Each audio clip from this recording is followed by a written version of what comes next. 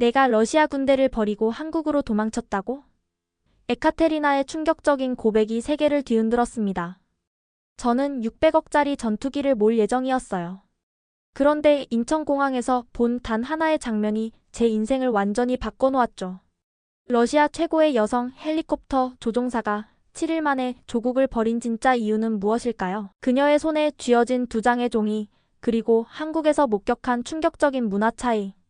모스크바에서는 절대 불가능한 일이, 여기선 세계 군사 전문가들도 예측하지 못한 그녀의 폭탄 선언과 러시아 정부의 극단적 반응까지. 지금 당장 좋아요와 구독을 눌러주세요. 이 영상이 삭제되기 전에 진실을 확인하십시오. 러시아가 절대 공개하고 싶지 않았던 이 충격적인 실화, 지금 바로 시작합니다. 모스크바 외곽의 작은 공항에 서 있는 동안 차가운 겨울바람이 제 창문을 흔들었어요. 한밤중이었지만 저는 여전히 멀리서 희미한 도시 불빛을 볼 수 있었습니다. 제 이름은 에카테리나 페트로브나이고 저는 민간 헬리콥터 조종사예요. 저는 러시아 전역에 중요한 물품들을 운송했었어요. 그날 밤 저는 경납고의 붉은 불빛 아래 서서 제 검은 헬리콥터를 바라보고 있었는데 제 인생이 완전히 바뀌게 될 거라는 걸 전혀 몰랐습니다. 페트로브나 준비됐나? 부사령관의 목소리가 빈 경납고에 울려 퍼졌어요. 항공기 점검을 마쳤습니다. 저는 제 유니폼을 고치며 대답했어요. 옷감이 제 피부에 뻣뻣하고 무겁게 느껴졌습니다. 아침이 곧 다가오고 있었지만 저는 공기 속에서 무거움을 느꼈어요. 뭔가 잘못됐었죠. 라디오에서는 저 같은 민간 조종사들도 곧 군대에 합류해야 할 수도 있다고 계속 말했었어요. 어린 소녀였을 때부터 저는 항상 탁 트인 하늘에서 자유롭게 날아다니는 꿈을 꿨었습니다. 하지만 이제 그 자유는 엄격한 명령과 어두운 유니폼 아래에서 사라지는 것 같았어요. 그때 예상치 못한 일이 일어났습니다. 제 상사가 새로운 명령을 갖고 전화했어요. 페트로브나 중위, 그는 깊은 목소리로 말했습니다. 당신은 즉시 한국의 인천국제공항으로 떠나야 합니다. 그곳의 항공기 정비팀을 도울 거예요. 일주일 후에 돌아올 겁니다. 외국에서 단 7일, 그때는 몰랐지만 그 7일이 저에게 모든 것을 바꿔놓을 거였어요. 그날 밤 지시를 받은 후 저는 제 뱃속에서 흥분과 걱정이 뒤섞이는 느낌을 받았습니다. 모레 아침 6시에 모스크바 세레메티예보 공항에 있어야 합니다. 제 감독관이 말했어요. 이 헬리콥터를 인천까지 운항할 거예요. 한국? 그 단어는 제 마음속에 그림을 그렸어요. 시원한 바다 바람, 이상하게 들리는 언어, 그리고 제 세계와는 완전히 다른 세상이었습니다. 제 친구 빅토르가 농담했던 것이 생각났어요. 러시아와 한국은 거리보다 문화적으로 더 다르다. 그게 정말 사실일까? 저는 혼자 속삭였어요. 저는 컴퓨터를 열고 서울의 사진들을 검색했었습니다. 도시의 아름다운 밤 불빛, 한강 위로 빛나는 다리들, 그리고 분주하게 삶을 살아가는 사람들을 보았어요. 비행 매뉴얼을 공부하는 대신 저는 간단한 한국어 문구를 적고 있었습니다. 안녕하세요와 감사합니다. 한국? 저는 작은 찡그림과 함께 말했어요. 감명받지 않은 척하려고 노력하면서. 거기서 뭐가 그렇게 재미있을까? 아마 교통체증과 평범한 건물들이 있는 또 다른 붐비는 곳이겠지. 하지만 그날 밤 가방을 꾸리면서 제 조종사 재킷을 맨 위에 조심스럽게 놓으며 저는 예상치 못한 것을 느꼈어요. 제 안에서 자라나는 작은 호기심의 불꽃이었습니다. 아마도 이 여행이 그렇게 지루하지 않을 수도 있겠다고 생각했었어요. 제 헬리콥터가 구름을 가르며 인천공항에 접근했어요. 헬멧 바이저를 통해 저는 아래에서 빛의 강처럼 반짝이는 넓은 활주로를 볼 수 있었습니다. 제 심장이 더 빠르게 뛰었어요. 이것은 제가 한국으로 날아온 첫 번째 시간이었습니다. 인천 접근 관제소, 여기는 러시아 헬리콥터 71번 착륙 허가를 요청합니다. 저는 제가 할 수 있는 최선의 영어로 말했어요. 제 목소리가 헬멧 안에서 저에게 다시 들려왔는데 이상하고 멀게 들렸습니다. 러시아 헬리콥터 71번 허가 승인되었습니다. 16살 활주로로 진행하십시오. 관제사가 명확하고 차분한 목소리로 대답했어요. 제가 헬리콥터를 내리면서 뭔가 다른 점을 알아챘습니다. 모든 것이 너무 정돈되어 있었어요. 땅 위에 노란색과 흰색 선들이 완벽하게 칠해져 있었습니다. 지상 승무원들은 밝은 조끼를 입고 목적을 가지고 움직였는데 명확한 수신호를 사용했었어요. 그들은 저를 빠르고 부드럽게 정비 경납고로 안내했습니다. 10분 후 저는 충격에 자신에게 속삭였어요. 그게 전부였어? 모스크바에서는 같은 과정이 혼란과 고함 소리가 많이 나면서 최소한 1시간은 걸렸을 텐데요. 하지만 여기서는 모든 일이 단 하나의 큰 소리도 없이 일어났습니다. 이건 놀랍게도 효율적이네. 저는 얼마나 감명받았는지 보이지 않으려고 하면서 생각했어요. 저는 러시아 밖의 것들이 더 나을 때 인정하는 것을 좋아하지 않았습니다. 엔진을 끈 후 저는 조종석에서 내렸어요. 긴 비행 후에 제 다리가 뻣뻣하게 느껴졌습니다. 이곳의 공기는 달랐어요. 바다 소금과 제가 이름 붙일 수 없는 달콤한 무언가가 섞인 냄새였습니다. 한 남자가 경납고 입구에서 기다리고 있었어요. 그는 키가 크고 어깨가 넓었지만 그의 얼굴은 친절했습니다. 환영합니다. 페트로브나 중위님, 그는 작은 인사와 함께 말했어요. 저는 김현우, 정비센터 매니저입니다. 저는 그가 저를 위해 천천히 그리고 명확하게 말하고 있다는 것을 알아챘어요. 영어가 완벽하지 않아도 괜찮습니다. 그는 계속했어요. 긴 여정 후에 편안히 쉬세요. 그의 손에는 증기가 올라오는 종이컵이 있었습니다. 그는 그것을 저에게 건넸고 달콤한 향기가 제 코를 때렸어요. 한국 인스턴트 커피입니다. 그는 설명했어요. 당신이 익숙한 것과는 다를 수 있어요. 저는 비행 장갑을 통해 그 따뜻함을 느끼며 컵을 받았습니다. 감사합니다. 저는 예의 바르게 하려고 작은 고개 끄덕임과 함께 말했어요. 그런 다음 저는 속으로 비록 저는 진짜 러시아 커피를 선호하지만요. 라고 덧붙이지 않을 수 없었습니다. 커피는 놀랍게도 맛있었어요. 우리가 집에서 마시는 블랙 커피처럼 쓰지 않고 달콤하고 부드러웠습니다. 저는 제 지친 몸에 따뜻함이 퍼지는 것을 느꼈어요. 김 매니저는 그의 클립보드에 있는 몇 가지 서류를 보았습니다. 정비는 약 4일 정도 걸릴 거예요. 그가 말했어요. 돌아가기 전에 서울을 자유롭게 탐험하셔도 됩니다. 저는 커피를 마시다가 거의 목이 막힐 뻔했어요. 자유시간? 탐험하라고? 러시아에서는 제가 차가운 대기실에 앉아 있거나 정비를 도와야 할 것으로 예상되었을 텐데요. 아무도 제가 무엇을 하고 싶은지에 대해 신경 쓰지 않았을 거예요. 일보다 저를 먼저 생각한다고요? 저는 놀라움에 생각했어요. 이것은 제가 집에서는 상상조차 할 수 없는 일이었습니다. 정비센터는 헬리콥터를 고치는 데만 집중하지 않았어요. 이 사람들은 실제로 저를 한 사람으로서 신경 쓰는 것 같았습니다. 아마도 그들은 제가 곧 군대가 저를 부를 수도 있다는 스트레스를 받고 있다는 것을 이해했었나 봐요. 그들은 저에게 휴식을 주고 싶어 했어요. 한국 경험을요. 왜 내가 탐험하고 싶어 할까? 저는 고집스럽게 생각했어요. 아마 그렇게 재미있지 않을 거야. 하지만 커피를 다 마시면서 저는 제 안에서 무언가가 변하고 있는 것을 느꼈습니다. 이전의 작은 호기심의 불꽃이 더 강해지고 있었어요. 이 나라는 이미 제가 예상했던 것과 너무 달랐습니다. 여기서 또 무엇이 저를 놀라게 할까요? 그래서 김 매니저가 친근한 미소와 함께 물었어요. 내일 서울의 일부를 보고 싶으신가요? 저는 망설이다가 천천히 고개를 끄덕였습니다. 네, 저는 말했어요. 그러고 싶을 것 같아요. 호텔 방에 자리를 잡은 후 저는 작은 여행 가방을 풀고 빠르게 샤워를 했어요. 머리를 말리면서 저는 김 매니저가 저에게 주었던 종이 조각이 생각났어요. 저는 그것을 제 재킷 주머니에서 접혀 있는 상태로 찾았습니다. 그것은 정성스럽게 그려진 서울 지하철 시스템의 지도였어요. 색색의 선들이 종이를 가로질러 교차했고 작은 별들이 추천하는 방문 장소를 표시했었습니다. 그의 깔끔한 필체로 다양한 명소들을 지적했어요. 좋은 쇼핑, 최고의 전통 음식, 아름다운 궁전. 저는 회사의 매니저가 이런 식으로 방문객을 도와주기 위해 이렇게 많은 시간을 할애하는 것을 본 적이 없었습니다. 왜 그가 신경 쓸까? 저는 궁금했어요. 러시아에서는 정비 매니저가 절대로 조종사의 자유시간에 대해 생각하지 않을 거예요. 저는 그의 첫 번째 제안 명동거리를 시도해보기로 했습니다. 호텔 접수원은 친절한 미소와 함께 가장 가까운 지하철역으로 가는 길을 알려주었어요. 지하철은 어디에도 낙서가 없이 깨끗했습니다.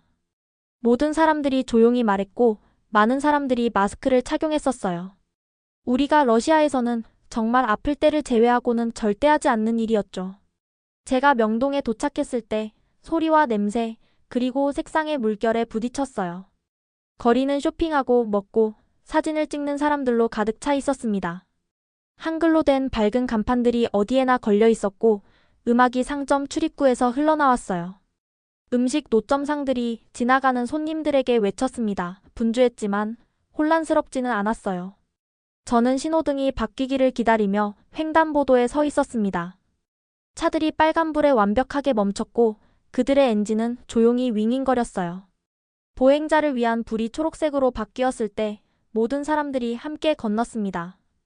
경찰이 지켜보고 있지 않았음에도 불구하고 아무도 일찍 달려 건너지 않았어요. 아무도 무단횡단을 하지 않았습니다. 이상하네, 저는 자신에게 속삭였어요. 차들이 멈추는데 아무도 소리를 지르거나 교통을 지시하지 않아. 모두가 그냥 규칙을 따르네. 제 고향 모스크바에서는 사람들이 교통의 틈이 생길 때마다 거리를 가로질러 달립니다. 규칙은 종종 제한에 가깝게 취급되죠. 하지만 여기서는 질서가 완전히 자연스러워 보였어요. 붐비는 쇼핑 골목에서도 사람들은 인기 있는 상점들을 위해 깔끔한 줄을 형성했습니다. 밀치지 않고 새치기 하지 않았어요. 사람들이 서로 부딪혔을 때 그들은 약간 고개를 숙이고 사과했습니다.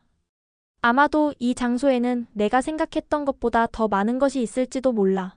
저는 길거리 노점상에서 팥소가 들어간 달콤한 팬케이크를 사면서 자신에게 인정했어요.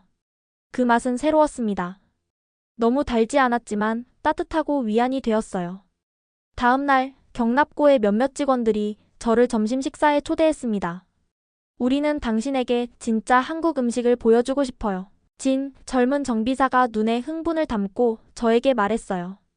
저는 좁은 골목길을 따라 그들을 따라갔고 마침내 높은 건물들 사이에 숨겨진 작은 식당에 도착했습니다. 그곳은 작았지만 현지 직장인들로 붐볐어요. 우리는 낮은 테이블 주변에 끼어 앉았고 바닥에 쿠션 위에 앉았습니다. 의자가 없었어요. 제 다리는 아래에 접혀 있어서 어색하게 느껴졌지만 저는 제 불편함을 보이지 않으려고 노력했습니다. 우리의 음식이 도착했을 때 제 눈이 충격으로 커졌어요. 우리 테이블은 수십 개의 작은 접시들 아래로 거의 사라졌습니다. 각각 색색이 다르고 다양했어요. 빨강, 초록, 노랑, 갈색, 하양 음식의 무지개가 우리 앞에 펼쳐져 있었습니다. 이 모든 것이 뭐죠? 저는 그 광경과 냄새에 압도되어 물었어요. 이것들은 반찬이에요. 한국에서는 우리가 한 가지만 먹지 않아요.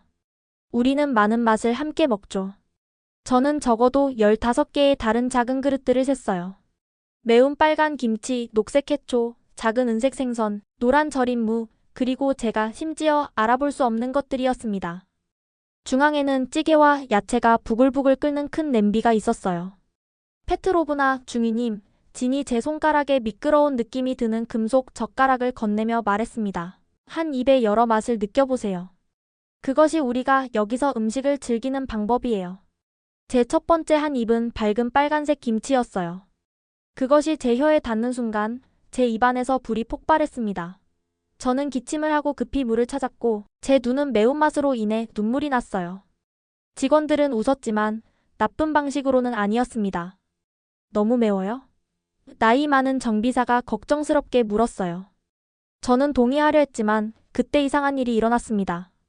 열기 이후에 복잡한 맛이 왔어요. 시큼하고 짜고 상쾌하며 어떻게든 중독성이 있었습니다.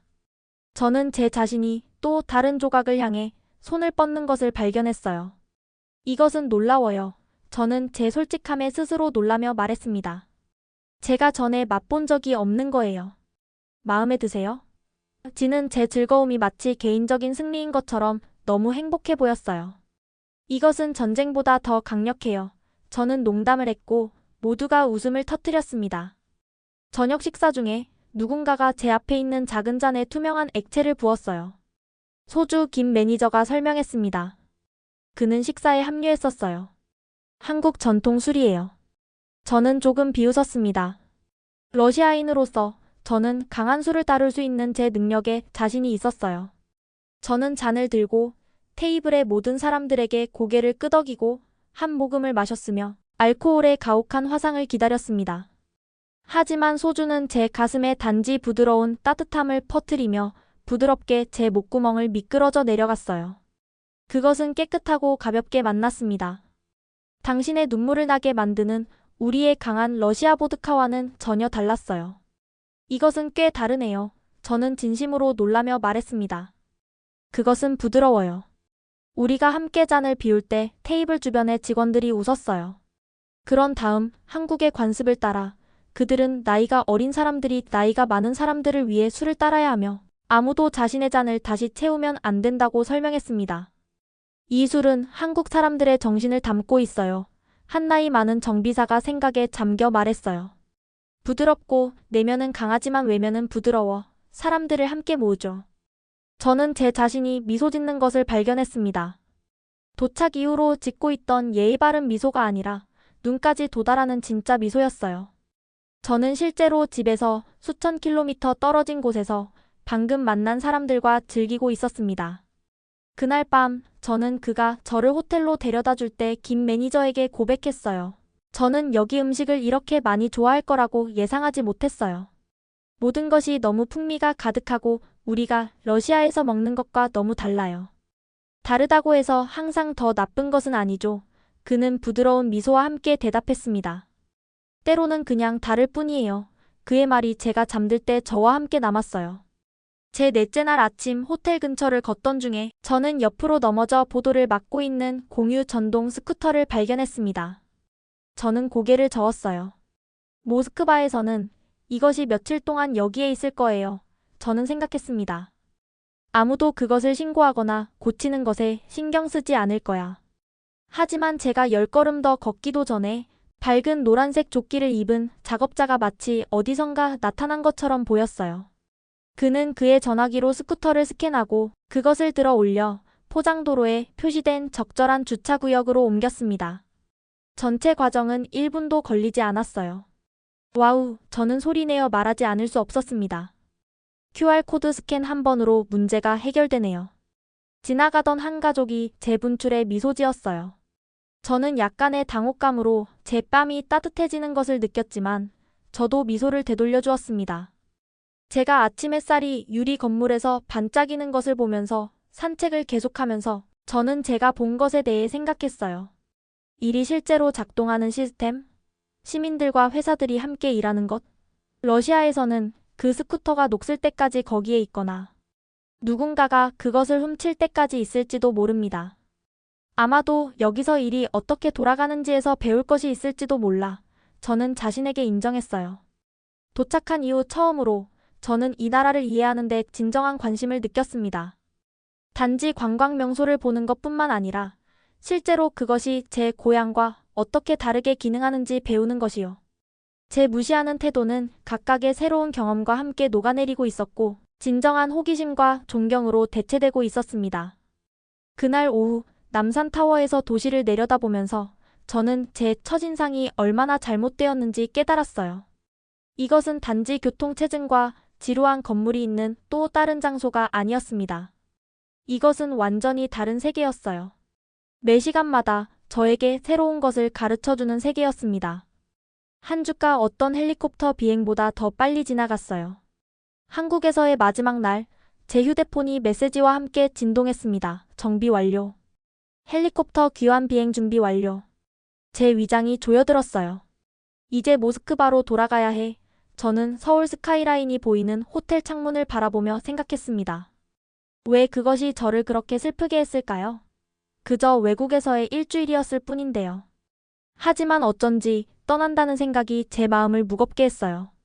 저는 작별 인사를 하기 위해 경납고로 걸어갔습니다. 정비사들은 손을 흔들고 미소 지었어요. 몇몇은 심지어 저를 안아주기도 했습니다. 집에서는 절대 일어나지 않을 일이었어요. 김 매니저는 클립보드를 손에 든 채 제 헬리콥터 옆에서 기다리고 있었습니다. 그래서 페트로브나 중위님, 그가 말했어요. 내일 아침 귀국 비행을 위한 모든 준비가 되었습니다. 저는 전문적으로 보이려고 노력하며 고개를 끄덕였어요. 훌륭한 작업에 감사드립니다. 그리고 환대해도요. 김 매니저는 미소를 지었지만 그 후 그의 얼굴이 진지해졌습니다. 떠나기 전에 말씀드릴 것이 있어요. 그는 망설였어요. 여기 한국에서도 당신 같은 헬리콥터 조종사가 필요합니다. 우리 활주로는 항상 당신을 위해 열려 있어요. 저는 처음에는 이해하지 못하고 그를 응시했습니다. 그는 재킷 안으로 손을 넣어 접힌 종이 2장을 꺼냈어요. 그는 그것들을 우리 옆에 작업대 위에 놓았습니다. 선택이 있습니다. 그가 조용히 말했어요. 저는 종이들을 내려다보았습니다. 첫 번째 것은 러시아어로 쓰여 있었어요. 모스크바로 돌아가 가능한 군 복무를 준비하라는 저의 명령이었습니다. 두 번째는 한국어와 영어로 쓰여 있었는데 한국의 민간 비행 학교에서 항공 컨설턴트로 일하는 제안이었어요. 저는 2종이를 집어들며 손이 떨렸습니다. 이것은 단지 2개의 다른 직업에 관한 것이 아니었어요. 이것은 완전히 다른 2가지 삶에 관한 것이었습니다. 저는 생각할 시간이 필요해요. 저는 속삭였어요. 물론이죠. 김 매니저가 말했습니다. 천천히 생각하세요. 그날 밤 호텔방에서 저는 잠을 이룰 수 없었어요. 저는 앞뒤로 왔다 갔다 했고 제 침대 위에 2종이는 마치 미래로 뻗어나가는 2개의 다른 길처럼 보였습니다. 만약 제가 러시아로 돌아간다면 저는 저를 기다리고 있는 것이 무엇인지 알았어요. 군 복무 명령 따르기, 어쩌면 심지어 분쟁까지. 제가 항상 알아왔던 삶이었죠. 만약 제가 한국에 머문다면 그러면 어떻게 될까요? 새로운 언어, 새로운 관습, 외국인이 되는 것. 하지만 또한 자유, 평화, 그리고 질서와 존중을 가치 있게 여기는 것 같은 사회도 있을 거예요. 저는 깨끗한 지하철역, 몇 분 만에 고쳐진 스쿠터, 사람들이 신호등을 기다리는 방식에 대해 생각했어요. 저는 새로운 친구들과 함께 나눈 맛있는 식사들, 그들이 저에게 그들의 도시를 보여줄 때 그들의 눈에서 반짝이던 빛을 기억했습니다. 저는 마침내 결정을 내렸을 때 해가 떠오르고 있었어요. 다음 날 아침, 저는 작은 여행 가방을 들고 경납고로 걸어 들어갔습니다. 모두가 거기에서 기다리고 있었어요. 김 매니저는 의문스럽게 저를 바라보았습니다. 저는 깊게 숨을 들이쉬고 그에게 종이 한 장을 건넸어요. 저는 이것을 선택합니다. 저는 말했습니다. 그는 이제 제 이름으로 서명된 일자리 제안을 내려다보았어요. 그의 얼굴에 큰 미소가 번졌습니다. 한국에 오신 것을 환영합니다. 에카테리나. 제 러시아 친구들은 제가 영상으로 그들에게 전화했을 때 충격을 받았어요. 그들의 얼굴은 제 휴대폰 화면에서 작게 보였고 그들의 목소리는 멀게 들렸습니다. 내가 머무른다고? 한국에서? 하지만 왜? 그들이 물었어요. 저는 멀리서 반짝이는 한강이 보이는 제 새 아파트 창밖을 바라보았습니다. 저는 총을 들지 않기로 결정했어요. 저는 설명했어요. 왜냐하면 이곳은 사람을 먼저 중요하게 여기는 나라니까요. 한 달 후, 저는 비행 교관 유니폼을 입고 서울 근처의 민간 비행 학교에서 새로운 헬리콥터 조종사들을 훈련시키는 것을 돕고 있었습니다. 제 학생들이 비행 전 점검을 연습하는 것을 지켜보면서 저는 제가 예상했던 것과 얼마나 다르게 일이 흘러갔는지에 대해 생각했어요. 처음에 이곳에 오라는 명령을 받았을 때 한국이 지루하고 이상할 것이라고 생각했어요. 저는 좋은 친구가 된 김 매니저에게 말했습니다. 우리는 헬리콥터가 이륙하고 착륙하는 것을 지켜보며 비행장에서 점심을 함께하고 있었어요. 저는 너무 잘못 생각했었어요. 이 나라에는 특별한 무언가가 있어요. 무엇이 당신의 마음을 바꾸었나요? 그는 호기심 어린 미소와 함께 물었습니다. 저는 잠시 생각하면서 달콤한 한국 커피를 저었어요. 모든 것이요. 사람들이 서로를 존중하는 방식, 믿을 수 없이 맛있는 음식, 효율성. 하지만 주로 제가 착륙한 첫 순간부터 환영받는 느낌이었어요. 그날 저녁, 저는 훈련용 헬리콥터를 타고 한강 위로 올라갔습니다. 일몰이 하늘을 주황색과 분홍색으로 물들였고 아래의 물에 반사되었어요. 어둠이 내리면서 도시는 밝아지기 시작했고 수천 개의 불빛이 떨어진 별처럼 반짝였습니다. 수년 만에 처음으로 저는 진정으로 자유롭다고 느꼈어요. 명령에 따라 나는 가짜 자유가 아니라 진정한 자유 자신의 길을 선택할 자유였습니다. 때로는 저는 저녁 공기를 통해 헬리콥터를 인도하면서 생각했어요. 최고의 여정이 당신을 예상치 못한 곳으로 데려가죠. 저는 서울의 아름다운 스카이라인이 마치 열린 팔처럼 제 앞에 펼쳐지는 것을 지켜보며 부드럽게 회전했습니다. 멀리서 저는 제 새 아파트 건물을 볼 수 있었고, 그 너머로는 한 달 전 모든 것이 시작되었던 정비 경납고를 볼 수 있었어요. 저는 헬리콥터가 제 터치에 반응하는 것을 느끼며 미소 지었습니다. 이것은 단지 새로운 직업이나 새로운 나라가 아니었어요. 이것은 새로운 삶이었습니다. 제가 스스로 선택한 삶이요. 헬리콥터는 마치 자장가처럼 위안이 되는 소리로 공기를 통해 꾸준히 윙윙거렸어요. 서울의 불빛이 제 아래에서 반짝이는 동안 저는 제 마음속으로 제가 올바른 결정을 내렸다는 것을 알았습니다. 이제 이곳이 집이었어요. 그리고 저는 내일이 가져올 것이 무엇인지 기다릴 수 없었습니다. 오늘의 사연은 여기까지입니다. 앞으로도 계속해서 감동적인 이야기로 찾아올게요. 오늘도 시청해주셔서 감사합니다.